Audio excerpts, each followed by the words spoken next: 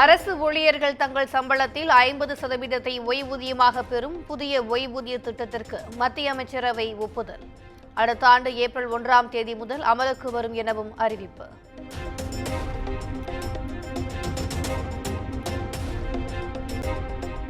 கலைஞர் கருணாநிதி தனக்கு மட்டுமல்ல லட்சோப லட்சம் பேருக்கும் தாயாகவும் தந்தையாகவும் இருந்தார்.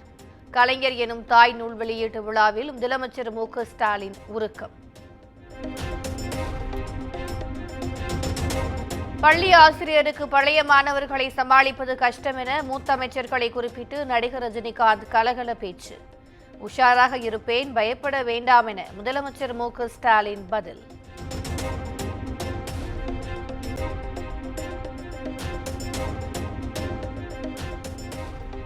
பழனியில் முத்தமிழ் முருகன் மாநாட்டின் முதல் நாள் விழா ஆடல் பாடல் நிகழ்ச்சிகளுடன் கோலாகல நிறைவு.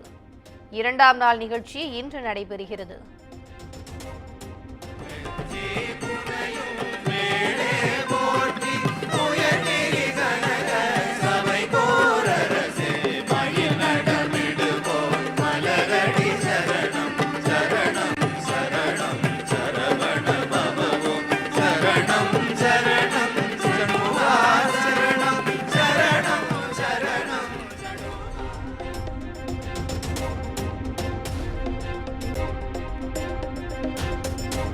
மத அடிப்படையிலான விழாக்களை அரசின் சார்பில் நடத்துவது தவிர்க்கப்பட வேண்டும். முருகன் மாநாடு குறித்து சிபிஎம் மாநில செயலாளர் கே. பாலகிருஷ்ணன் எக்ஸ் தளத்தில் பதிவு.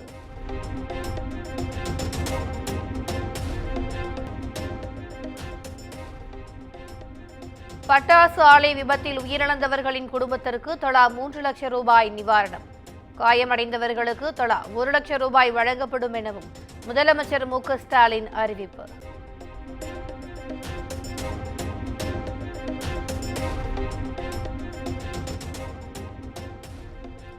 முதலமைச்சர் கோப்பை விளையாட்டுப் போட்டியில் பங்கேற்க முன்பதிவு செய்வதற்கான கால அவகாசம் நீட்டிப்பு. இன்றுடன் அவகாசம் நிறைவு பெற இருந்த நிலையில் செப்டம்பர் 2ஆம் தேதி வரை நீட்டிப்பு.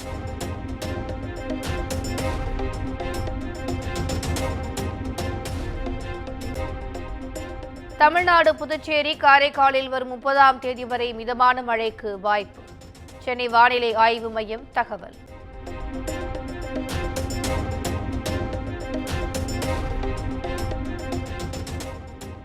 மெட்ரோ பணிகள் நடைபெறுவதை ஒட்டி இன்று முதல் 27ஆம் தேதி வரை சென்னையில் போக்குவரத்து மாற்றம்.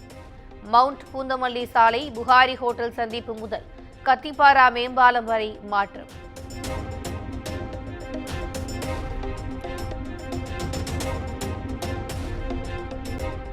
மயிலாடுதுறையில் காவல் உதவி ஆய்வாளருடன் கடும் வாக்குவாதத்தில் ஈடுபட்ட திமுகவினர். திராவிடர் கழக பொதுக்கூட்டத்தில் மாநில துணை பொதுச் செயலாளர் மதிவதனி பேசியதை தடுத்து நிறுத்தியதால் ஆத்திரம்.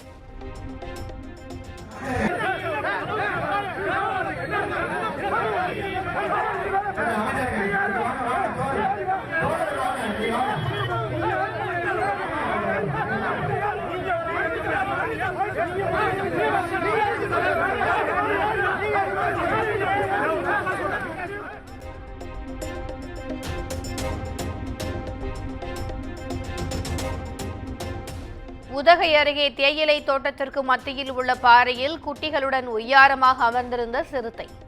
காட்டெருமை கூட்டமும் தோட்டத்திற்குள் புகுந்ததால் மக்கள் அச்சம்.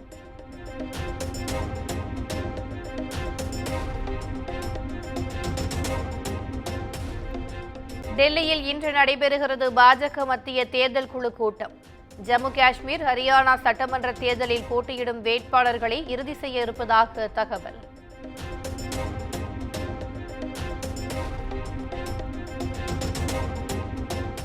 மகளிருக்காக 2500 கோடி ரூபாய் மதிப்பீட்டில் சுய உதவிக்குழு திட்டம். மகாராஷ்டிராவில் இன்று தொடங்கி வைக்கிறார் பிரதமர் நரேந்திர மோடி.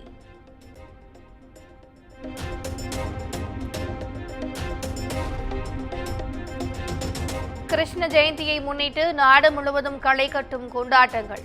உத்தரப்பிரதேசம், மத்திய பிரதேசங்களில் அலங்காரம் மற்றும் கலைப்பொருட்கள் விற்பனை படுஜோர். ஜம்மு காஷ்மீருக்கு மீண்டும் சிறப்பு அந்தஸ்து கொண்டுவரப்படாது என மத்திய அமைச்சர் அமித் ஷா திட்டவட்டம். 2026ஆம் ஆண்டிற்குள் நக்சல்கள் அட்டகாசம் முடிவுக்கு வரும் எனவும் உறுதி.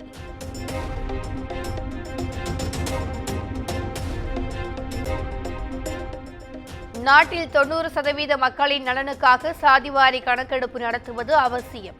அரசு இயந்திரத்தில் 90% பேர் பங்கேற்காமல் இருப்பதாக காங்கிரஸ் எம்பி ராகுல் காந்தி கவலை.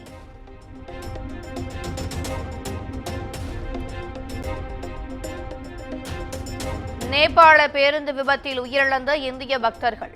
இந்திய விமானப்படையின் மூலம் தாயகம் எடுத்து வரப்பட்ட 25 பேரின் உடல்கள்.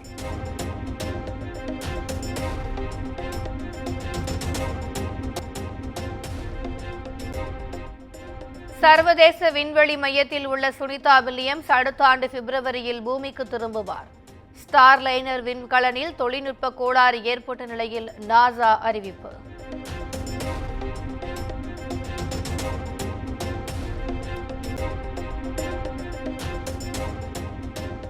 (2025ஆம் ஆண்டு IPL தொடரில் கொல்கத்தா அணிக்கு செல்கிறாரா சூரியகுமார் யாதவ்? கேப்டன்ஷிப் பொறுப்புடன் KKR நிர்வாகம் அழைப்பு விடுத்திருப்பதாக தகவல்.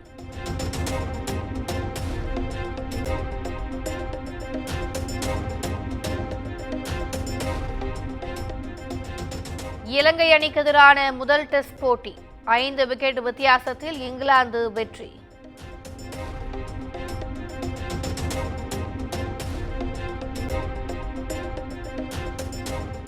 தென்னிந்திய நடிகர் சங்க கட்டடப் பணிகளுக்காக வெளிநாட்டில் கலை விழா நடத்த திட்டம். நடிகர் கமல்ஹாசனை சந்தித்து நாசர், கார்த்தி உள்ளிட்டோர் ஆலோசனை.